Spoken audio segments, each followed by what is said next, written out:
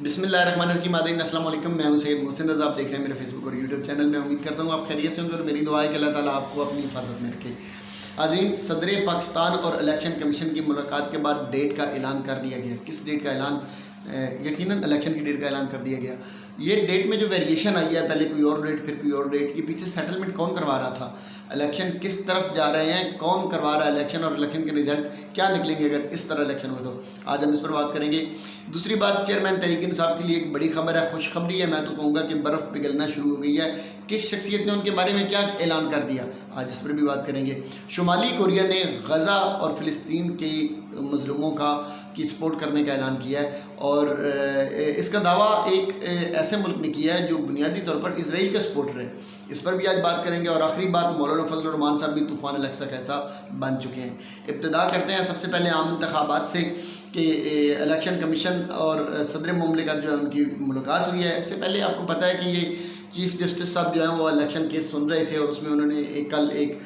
Statement दी थी। उन्होंने कहा था कि आप जल्दी एक मुलाकात करें, बल्कि उन्होंने अटॉर्नी जनरल तो था उनके ज़िम्मे लगाया कि आप ये मीटिंग सेटल करवाएं कि इलेक्शन कमिश्नर मोहतरम सिकंदर सुल्तान साहब जो हैं उनकी और सदर आरिफ अलवी साहब की एक मीटिंग सेटल करवाएं, और इस मीटिंग में मुझे कल तक डेट अनाउंस करके बताएं कि किस इलेक्शन को आप डेट करवाने लगे हैं, इलेक्शन करवाने लगे हैं। और चीफ जस्टिस साहब ने उसमें एक और भी बात की थी। उन्होंने कहा था कि अब जो भी डेट जो भी अनाउंस होगी वो डेट अब पत्थर पर लकीर होगी, उसमें इधर उधर कुछ नहीं होगा। आइन पर अमल करवाना ये हमारी जिम्मेदारी है, और हम इस पर अमल करवाएंगे, हर सूरत अमल करवाएंगे। खैर, एक बात तो ये है कि फ़ाइज़ ईसा साहब जो हैं वो जिस ओहदे पर बैठे हैं उनकी ये रिस्पॉन्सिबिलिटी है आइन पर अमल करवाना, और मैं इसकी अगर दाद ना दूँ तो ये बिल्कुल भी ज़्यादती होगी कि फ़ाइज़ ईसा साहब का यही काम था, उन्हें ये करना चाहिए था। और ये उनका एक कौम पर एहसान होगा कि अगर वो इलेक्शन करवा देते हैं, और इलेक्शन अगर हो जाता है तो ये कौम पर यकीनन उनका एहसान होगा। आपका ये स्टेप काबिल तहसीन है, और यकीनन इससे इस मुल्क और कौम का जो एक हमारा जो नर्व सिस्टम जो है हाईजैक हुआ है कितने दिनों से, तो वो थोड़ा सा वो भी रिलीज़ होगा। एनीवे, उनके हुक्म पर अटॉर्नी जनरल ने इलेक्शन कमिश्नर और सदर आरिफ अलवी साहब की मुलाकात करवा दी है। आरिफ अलवी साहब जो थे उनका एक चीज़ मैं आपको पहले ये याद करवाता जाऊँ कि आपको पता होगा कि उन्होंने इलेक्शन का ऑलरेडी डेट का ऐलान कर रखा था। वो कहते थे कि इलेक्शन 6 नवंबर को होने चाहिए, हम किसी भी तरह 90 दिन से आगे नहीं जा सकते, 90 डेज़ के अंदर अंदर हमने इलेक्शन करवाने हैं। ये आरिफ अलवी साहब की ज़िद थी। जबकि सिकंदर सुल्तान साहब जो थे उन्होंने जब कल मुलाकात की तो 11 फ़रवरी की उन्होंने अनाउंसमेंट की थी कि हम 11 फरवरी को इलेक्शन करवा देंगे। सदर आरिफ अलवी साहब जो थे उन्होंने ये डेट मानने से इनकार कर दिया। उन्होंने कहा कि मैं किसी भी तरह 90 डेज से ऊपर नहीं जाना चाहता। अब क्या हुआ कि जब उनकी मुलाकात हुई तो अब सोचा तो यही जा रहा था, जब मुलाकात से पहले यही हम सोच रहे थे कि इलेक्शन कमिश्नर ने जो डेट दी है तो इलेक्शन कमीशन की इस डेट को किसी भी तरह कबूल नहीं किया जाएगा, क्योंकि सदर आरिफ अलवी साहब जो है वो 6 नवंबर की डेट दे चुके हैं। तो वो तो किसी भी तरह 90 डेज से बाहर तो नहीं जाने देंगे इस इलेक्शन को। वो तो जनवरी के पहले वीक में इंशाल्लाह अगर हो गया तो वो इलेक्शन करवाने की कोशिश करेंगे। लेकिन जब डेट आई तो पता चला कि इलेक्शन जो है वो 8 फरवरी को होगा, पाकिस्तान में आम इंतखाब। अब एक सवाल इस पर बनता है वैसे कि 8 फरवरी को अगर आपने करवाना है तो फिर 11 फरवरी को क्यों नहीं करवा सकते थे? मतलब अगर आप दोनों डेट्स का कंपैरिजन भी आपस में करें तो 8 फ़रवरी जो है वो गालिबन जुमेरात को बन रहा है, जबकि 11 फ़रवरी जो है वो संडे वाले दिन बन रहा है। तो फिर बेहतर तो ये था कि आप संडे वाले दिन इलेक्शन करवाते, फिर आपने 8 फ़रवरी को क्यों करवाया? अगर आपको ज़रूरी ही था, आपने पहले ही करवाना था, तो आप फिर 2-3 दिन और पहले रख लेते। अब 4 फ़रवरी को गालिबन संडे आ रहा था तो आप 4 फ़रवरी को करवा देते इलेक्शन। तो ये 8 फ़रवरी में ऐसी क्या कौन सा मकनातीस लगा हुआ था, या कौन सा इसमें प्रोटोकॉल और इज्जत की बात थी कि आपने वो 8 ही रखनी थी, या आप 11 रख देते जो इलेक्शन कमिश्नर ने ऑलरेडी ऐलान कर दिया था, तो आप उसी को मान लेते और वही डेट अनाउंस कर देते। या फिर आप अगर आपने करवाना ही था तो आप उससे पहले एक संडे आ रहा था वो करवा देते। अगर आपने अपनी ही मनमानी थी तो आप जनवरी के पहले हफ्ते में इलेक्शन करवा लेते, तो 8 को क्यों करवाए? इसमें एक ही समझ आती है, और तो कोई नहीं है कि सदर आरिफ अलवी साहब जो हैं वो समझ ये रहे हैं कि शायद इससे मेरी इज़्ज़त बच गई है, तो उन्होंने अपनी इज़्ज़त बचाने की कोशिश की है। मतलब यही है कि आपके इख्तियार में कुछ नहीं था, बस वो ये है कि आपने ये मेहनत तरला कर लिया होगा कि आप मेहरबानी करें, अब मैंने कह दिया था कि 11 फरवरी को इलेक्शन नहीं हो सकता, इलेक्शन उससे पहले होना है। तो उन्होंने कहा चलो भाई आप अब कहते हैं तो आपकी इज़्ज़त रख लेते हैं, तो आपको 2-3 दिन पहले आपका इलेक्शन जो है वो मनवा लेते हैं। तो बुनियादी तौर पर देखा जाए तो मैंने इस पर एक पहले भी वीडियो की थी, आपको शायद याद होगा, जिसमें मैंने सदर आरिफ अलवी साहब के बारे में मैंने میں نے پرسیپشن دی تھی، میری یہ پریڈکشن تھی کہ عارف علوی صاحب جو ہیں وہ بظاہر تو پاکستان تحریک انصاف کے پول میں بیٹھے ہوئے ہیں اور صدر مملکت کی اس وقت ان کے پاس عہدہ بھی ہے، لیکن اس وقت صورتحال ان کی یہ ہو چکی ہے کہ وہ کسی نہ کسی حد تک یا تو وہ بلیک میل ہو چکے ہیں یا پھر وہ کسی اور ہاتھ میں چلے گئے ہیں یا پھر وہ اس وقت اپنا جو ہے نظریہ اور اپنا ارادہ جو ہے وہ بدل چکے ہیں اور اندر خانے وہ عمران خان کو کی فیور میں، عمران خان کی سپورٹ میں نہیں ہیں۔ اور مطلب میں اگر ایک جملہ بولوں تو وہ یہی ہے کہ صدر عارف علوی صاحب جو ہیں وہ بھی عمران خان صاحب کی پیٹھ میں چھرا گھونپ چکے ہیں، اگر ایسا ہے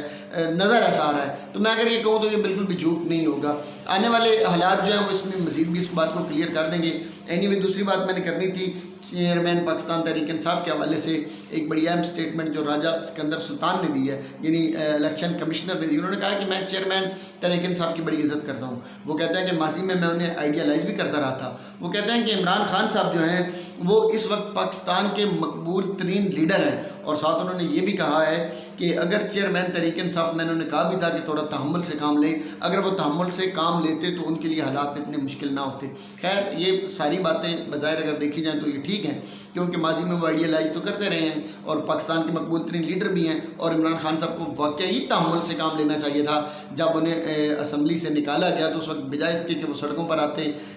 اور وہ میر جعفر میر صادق یہ نعرے لگاتے، انہیں سکون سے اسمبلی میں بیٹھ کے پوزیشن کرنی چاہیے تھی، تو آج حالات تھوڑے اس سے مختلف ہوتے، بیانیہ چاہے جو بھی رکھتے، لیکن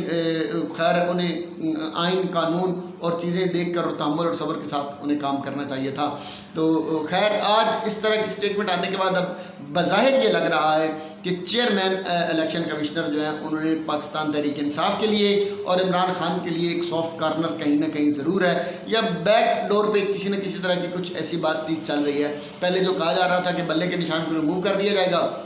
اور یہ کہا جا رہا تھا کہ عمران خان جو ہیں انہیں -1 فارمولے کے تحت الیکشن لڑوایا جائے گا، تو بظاہر آج ان کی جو سٹیٹمنٹ ہے اس سے یہ نہیں لگتا یہی ہے کہ عمران خان صاحب کو الیکشن لڑنے کی پرمیشن بھی دے دی جائے گی، اور بلے کے نشان کے بارے میں تو پہلے ہی آلریڈی آ چکا ہے کہ بلے کا نشان بیلٹ پیپر پہ ہوگا اور تحریک انصاف الیکشن لڑے گی۔ تو بہرحال یہ ایک اچھا قدم ہے، یہ خوشخبری ہے قوم کے لیے بھی، اور یہ ایک اچھی چیز ہے۔ تمام پولیٹیکل سٹیک ہولڈرز جتنے بھی ہیں وہ جس بھی صورتحال میں اس وقت ہیں، وہ شیخ رشید صاحب کی طرح ایک دفعہ عام معافی کے بعد بالکل الیکشن کی طرف جانا چاہیے اور فری اینڈ فیئر الیکشن ہونا چاہیے، الیکشن میں بھی اس طرح کے معاملات نہیں ہونے چاہیے، یہ اس وقت سولوشن بھی ہے۔ اینی وے یہ چیئرمین پی ٹی آئی کے لیے ایک اچھی خبر ہے، گڈ نیوز ہے، اللہ کرے کہ آپ سارے اس پر قائم بھی رہیں۔ اسرائیلی بربریت جو ہے وہ ابھی تک بھی جاری ہے، اور آج کے دن تک تقریباً 10,000 سے زائد لوگ اسرائیلیوں نے شہید کر دیے ہیں۔ چونکہ عمارتیں تو ختم ہو گئی، کھنڈر بن گئے، اب پناہ گزینوں کے کیمپوں پر انہوں نے حملے کرنے شروع کر دیے ہیں، اور لوگ اس وقت جو ہیں بے گھر ہیں، بے یار و مددگار ہیں، انہیں خوراک کی کمی ہے، کسی کے پاس کھانے کی کوئی چیز وہاں پہ اویلیبل ہی نہیں ہے، میڈیکیشن بالکل بھی نہیں ہے، اور وہ اب عام سردیاں چونکہ آپ کو پتہ ہے آ رہی ہیں، موسم چینج ہو چکا ہے، وہاں پر بہت زیادہ سردی آ رہی ہے، تو اب اس وقت صورتحال یہ ہے کہ وہ ننگے آسمان کے نیچے بیٹھے ہیں اور انہیں شدید قسم کی اس وقت قحط اور رجال میں رکھا جا رہا ہے۔ اس پر اب امریکہ بھی بول پڑا ہے، اور امریکہ نے بھی کہا ہے کہ یہ جنگ بندی ہونی چاہیے غزہ کے اندر، لیکن امریکہ کے ایک اخبار نے دعویٰ کیا ہے کہ شمالی کوریا جو ہے ان کا حماس کے ساتھ ایک ایگریمنٹ ہو گیا ہے، اور اس ایگریمنٹ کے تحت اب شمالی کوریا جو ہے وہ حماس کو اسلحہ فراہم کرے گا۔ مطلب شمالی کوریا نے اب اسلحے میں تو اگر دیکھا جائے تو پاکستان بھی ہے اور بھی بڑے ممالک تھے، تو امریکن اخبار یہ دعویٰ کر رہا ہے کہ شمالی کوریا جو ہے اس نے غزہ اور فلسطین کے مسلمانوں کی مدد کرنے کا اعلان کر دیا ہے۔ اللہ کرے یہ ٹھیک ہو، مدد کرنی بھی چاہیے، مدد کرنے میں کوئی شک نہیں ہے۔ اگر امریکہ اپنا اسلحہ بیچ سکتا ہے تو باقی لوگوں کو بھی یہ حق حاصل ہے کہ اسلحہ بیچیں، اور حماس والے کون سے دہشت گرد ہیں، وہ بھی تو فریڈم فائٹر ہی ہیں، ان کا رائٹ بنتا ہے، تو باقی خیر ممالک کو بھی یہ کرنا چاہیے۔ تو بہتر حال تو یہی ہے کہ جنگ بندی ہو، امن ہو، سکون ہو، لیکن اپنے حق کے لیے لڑنا بھی جہاد ہے، اور اپنے حق کے لیے جدوجہد نہ کرنا یہ بزدلی ہے۔ تو اینی وے اگلی بات آخری بات ہے، میں مولانا فضل الرحمان صاحب کے حوالے سے میں نے کہا تھا طوفان الاقصیٰ کا حصہ بن چکے ہیں۔ مولانا فضل الرحمان صاحب نے سندھ کے اندر ایک امن مظاہرہ کیا، اس مظاہرے کا نام انہوں نے رکھا ہے طوفان الاقصیٰ اور سندھ امن مارچ۔ مطلب طوفان الاقصیٰ کا انہوں نے ایک ٹیگ اور لوگو لیا ہے۔ تو مولانا صاحب آپ مطلب شروع سے آپ کی پوری پولیٹکس اگر دیکھی جائے تو آپ ہمیشہ بیانیاں بنانے کے چکر میں رہتے ہیں، آپ لوگوں کے ایموشن اور ان کے ساتھ کھیلتے ہیں، اور آپ ایسی چیز کرتے ہیں نا جو بالکل مطلب مذاقہ خیز ہوتی ہے۔ آپ طوفان الاقصیٰ بنیادی طور پہ جو آپریشن ہے وہ حماس نے ایک فزیکل جہاد کا انہوں نے کیا ہے، اور وہاں اگر آپ اتنے ہی ان کے رشتہ دار بنے ہوئے ہیں، آپ کی سٹیٹمنٹس ویسے ساری قوم کو یاد ہیں جو آپ نے اسرائیل کے حق میں دی ہوئی ہیں، اور جو پریس کانفرنسز بھی آپ نے محمود خان اچکزئی اور اسفند یار ولی کے ساتھ مل کر اسرائیل کے حق میں کی ہوئی ہے، وہ بھی یاد ہے سب کو۔ اور آپ نے پچھلے دنوں جو فلسطین کے معصوم اور بیچاروں کے قتل عام کے اوپر جس طرح کی آپ نے وہ سٹیٹمنٹ دی تھی نا کہ فلسطین اور ان جو حماس ہیں اور جو غزہ کے مسلمان ہیں، ان لوگوں کو بچنا چاہیے، اس سے گریز کرنا چاہیے، اور آپ نے یہ کہا تھا کہ معصوم اسرائیلی بچوں کو قتل نہیں کرنا چاہیے، آپ نے اس طرح کی باتیں کی ہوئی ہیں، تو وہ ساری بھی یاد ہے۔ آج اب طوفان الاقصی کا لوگو لگا کر ٹیگ لگا کر آپ ایک مارچ کرنے کے چکر میں قوم کو گمراہ کرنا چاہتے ہیں، اور آپ یہ تاثر دینا چاہتے ہیں جیسے کہ آپ تو فلسطین کے حق میں بس میدان میں نکل آئے ہیں، تو معافی دیں، مہربانی کریں، قوم سمجھتی ہے آپ کے ہتھ کنڈے۔ طوفان الاقصی کا اگر آپ نے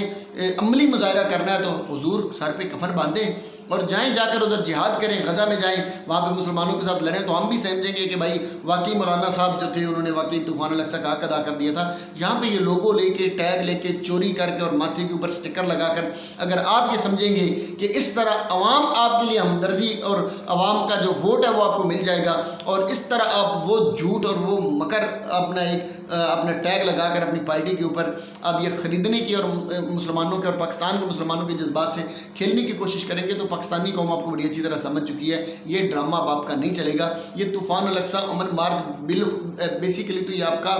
سیاسی مارچ ہے، بیسیکلی تو آپ کی یہ الیکشن کمپین ہے، اس کا غزہ کے مسلمانوں کے ساتھ، طوفان الاقصی کے ساتھ کہیں دور دور کا بھی تعلق نہیں ہے۔ پہلے بھی آپ ایسے ہی کرتے تھے، اسلام زندہ باد کے نام پر کانفرنسز کرواتے تھے اور اپنے سیاسی جلسے کر لیا کرتے تھے، تو مہربانی کریں اب یہ ہتھ کنڈے چھوڑیں، قوم آپ کو بھی سمجھ چکی ہے، قوم ان ہتھ کنڈوں کو بھی سمجھتی ہے۔ اینی وے اللہ کرے کہ پاکستان کے حالات بہتر ہوں، خبریں ساری بڑی اچھی ہیں، اللہ کرے کہ الیکشن امن کے ساتھ ہو جائے اور ایک فری اینڈ فیئر الیکشن کے نتیجے میں ایک مخلص لیڈر جو ہے اس کی حکومت بنے اور اللہ پاکستان کے لیے بہتر کرے۔ اللہ تعالیٰ میرا آپ کا ہم سب کا حامی و ناصر ہو۔ والسلام۔